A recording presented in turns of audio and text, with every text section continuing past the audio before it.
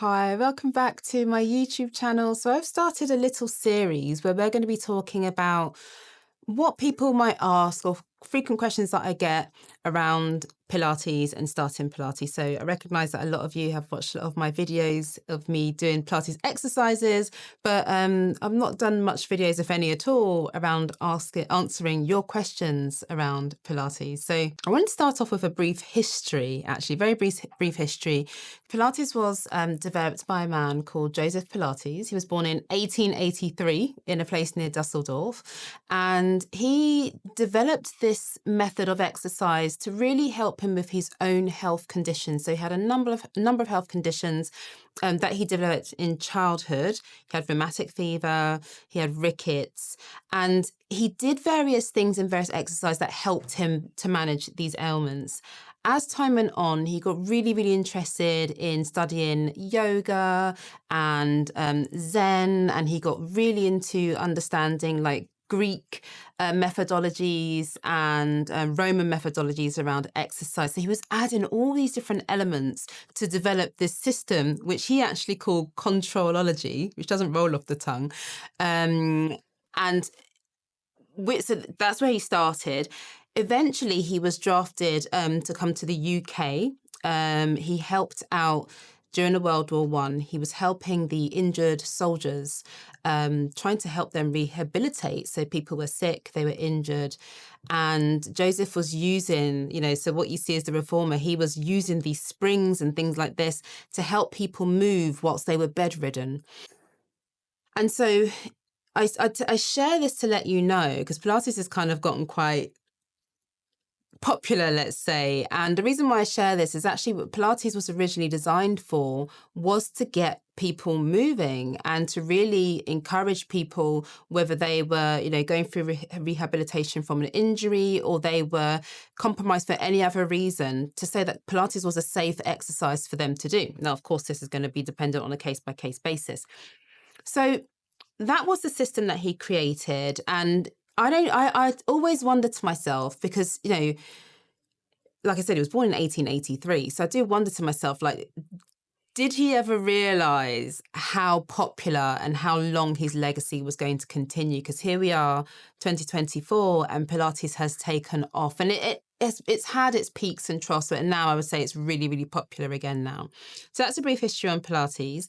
Pilates itself, so I teach mat Pilates here on this channel, and I teach mat Pilates in general. So there are only 34 mat moves. And even out of those 34, you probably wouldn't teach all of them in a class because a lot of them can actually be quite advanced. However, the thing I love about Pilates is the fact that you can modify and you can do different versions of the same move. So even the more advanced moves, you can break them down and teach a version thereof. So 34 mat moves, and then there are other pieces of equipment that people also do Pilates on. So most of you might be familiar with the reformer. There's also like a table contraction called the Cadillac, and then you've got the Wonder Chair as well, which I just love the name of that. All of those exercises on the equipment can be in some ways translated onto the mat. And actually, the way the system was created was that Joseph had the mat work. He set that as people's homework so that they can get themselves strong enough to do the moves that they need to do on the equipment. So mat work was really about that, building that strength and making sure then that when you got onto the equipment, you had that control and that strength that you needed in order to perform the exercises well. And so you want to get started with Pilates, and so I thought I would share a few things that might help you to get started. The first thing I would say is shop around for a teacher that suits your style. Different teachers have different ways of teaching Pilates. Some people would teach a more dynamic class, so the moves are linked. It's almost like a choreography and a bit more like a dance class. A lot of Pilates teachers do have a dance background. So you may see classes like that. You may see teachers who teach a bit more of a classical form of Pilates where there isn't much variation from the original moves. And then I would say I'm somewhere in the middle. So I share all that to say, if you've ever done a Pilates class before and you just thought, didn't like it, wasn't for me, it might just have been that particular teacher, whilst they might have been great in themselves, it might not have suited what it was that you were looking for in Pilates. So that's the first thing I would say.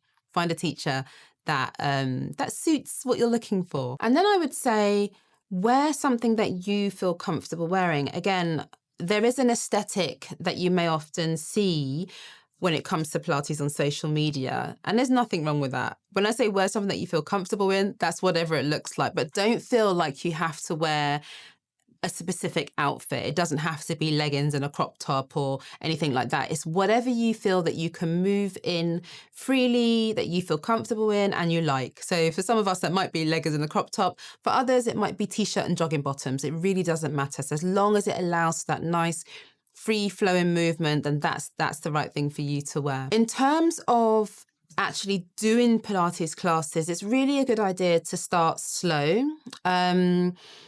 On my channel, most videos are up to about 20 minutes. I don't tend to go anywhere beyond that because I like to keep them at a beginner level. But then if I was to teach a class like off of YouTube, like my own private classes that I teach, they're roughly around an hour long. And for a beginner, that could actually be quite challenging if you've never done Pilates before. So don't feel threatened or don't feel under pressure to do a whole class, a whole 60-minute class. If you find a YouTube video that you really like or a class that you really like, you can do as much or as little of it as you feel comfortable doing. I would say that Pilates is really an exercise that encourages you to listen to your body. So that's another point I will make, is that it encourages you to listen to your body. And so if you want to work at a higher intensity because it feels right and it feels good, it feels like it's self-caring, go for it. But equally, if the teacher's given you different levels of the exercise to move at and it's feeling like it's too much for you on that day or right now in your journey, feel free to slow it down and scale it back. Pilates is a lot about listening to your body, and that's another reason why I love it so much, because it just really enhances that mind-body connection. So in terms of equipment that you might use, very basic. At the very least, I would say, is that you want to make sure that you have a Pilates mat. And I say Pilates mat because that would be usually different from a yoga mat. Yoga mats are quite thin, and a Pilates mat, they tend to be thicker. So I'll drop a link into the description below just so you can see what Pilates mats might look like. Because with Pilates, you do need that extra cushioning. We do things in kneeling position. Sometimes doing stuff in that side lying position can be quite intense for people's hips and sides of their legs. And so having that extra cushioning really does help with Pilates. And then the other thing I would say is, so that's at the very least have a mat, and then if you can, have a cushion to hand. So you can buy actual Pilates cushions if you wanted to, or you could just use a cushion that you have at home. And those cushions can be there for if you feel like when you're lying on your back that your neck is strained, or if you're lying on your side and you feel like there's just not enough cushioning between you and your mat, you can lie onto a cushion. So those are the two basic things I would say to buy. Beyond that, using equipment like a TheraBand, so those stretchy bands that you might see, again, that can be really helpful for helping you to modify certain moves. And then an overball, so the blue ball, you'd have seen that in one of my videos, I'll link it here. Fairly inexpensive, and thing I like about these small pieces of equipment is they're very nice and transportable. So TheraBand, you can take it on holiday if you wanted to. Same with the Pilates ball as well. It deflates. It's actually quite small. And then the last thing I would mention is the Pilates ring. So they call it the magic circle. That's another piece of equipment that we also use in Pilates. But these are sort of optional extras because generally what we do, well, I should talk for myself. What I do with the small pieces of equipment, you can also do without. So I like to teach classes in a way that if people want to use, if I taught a whole class with, say, the magic circle, I like to teach it in a way that if someone didn't have the magic circle, they could still do the class and go through the moves.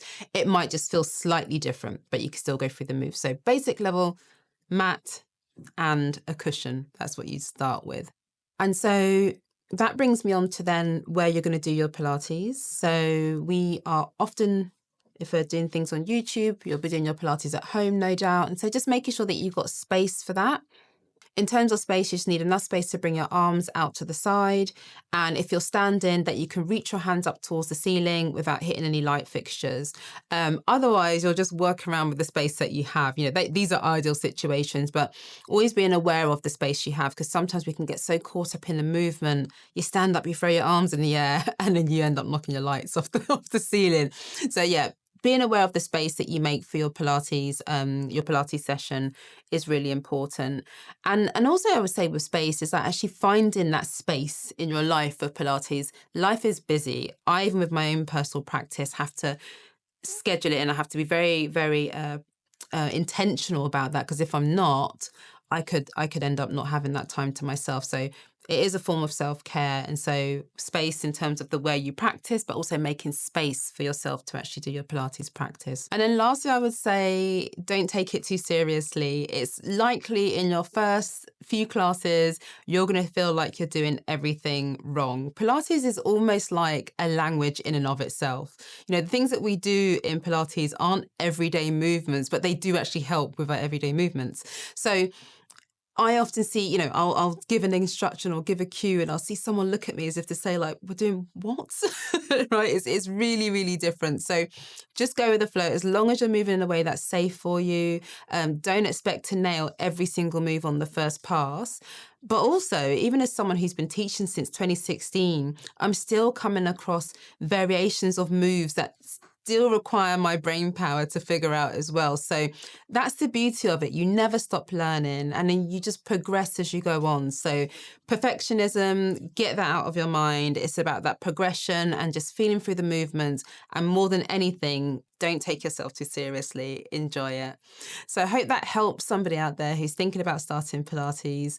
I hope you can join me on my next video, where I'll be talking about some of the myths, nearly forgot, some of the common myths and misconceptions that are out there about Pilates. Speak to you soon.